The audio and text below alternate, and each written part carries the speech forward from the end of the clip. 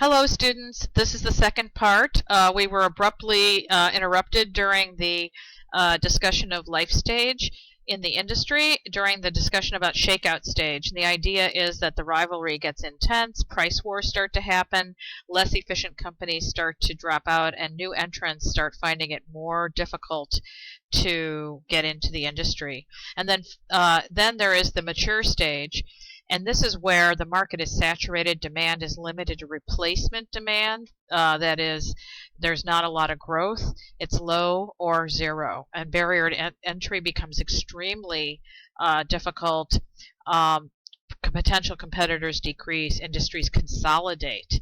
And we've seen a lot of this in the hotel industry. I would say we could characterize it as a mature industry with low or zero growth, except in new market areas internationally. But overall, particularly in the United States, we have a lot of consolidation coming and not a lot of new opportunities. And hence, we've seen where a substitute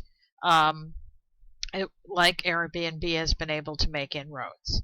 Okay, the last piece I want to go over with you is the macro environment and the importance of understanding the overall external environment in which a business operates. If the business is not in alignment, if the product is not in alignment with external forces and external demand, it is not likely to succeed. It's really, really important that you all understand that. A good idea, just because I would like to open a hotel and make it so many stars in a particular location, unless the external environmental factors support that, it is not likely to be successful. So here we have Porter's 5 forces, the competitive environment, and outside of that competitive environment, we have all of these other major external forces. So, for instance, demographic forces. If there are changes in people's attitudes, in different generational behaviors, in major population groups, that can really influence whether a product or service there's any demand for it. So one needs to understand the demographic forces. Additionally, technological forces. You have all lived through a long period in which technology and changes in technology has reshaped the business landscape. And going back to the Airbnb or the Uber examples that we're pretty familiar with, you could see how technology, the app and the ability to call a ride when you need it through that kind of technology has really changed and created a very different environment for ground transportation and taxis. Social forces, I was mentioning demographics and people's changes in the actual population numbers and the ages and generations, but also there could be social attitude changes. And so we've seen so many different attitudes from as new generations come along as to what they consider important.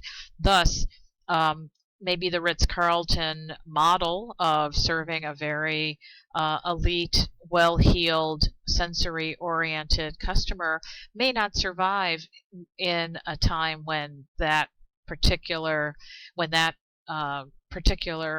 view of the world is changing and people's needs and wants are changing.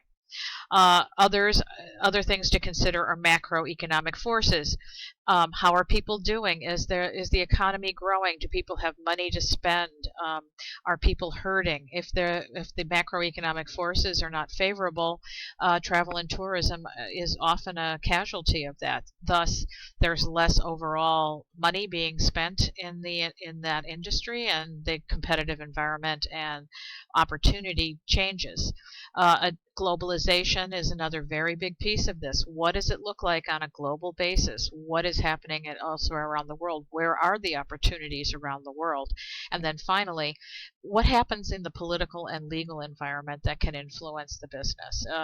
How do trade barriers? How do regulations, how do other factors influence what is possible? So when you think about Uber, they have come along as a substitute product, disrupting the transportation industry. Very often, but the legal environment could change that would require them to change their operations and could influence, if not end, that business model.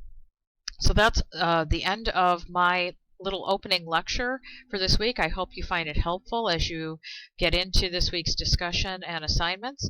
As always, I look forward to seeing you on the discussion board. Thank you. Bye-bye.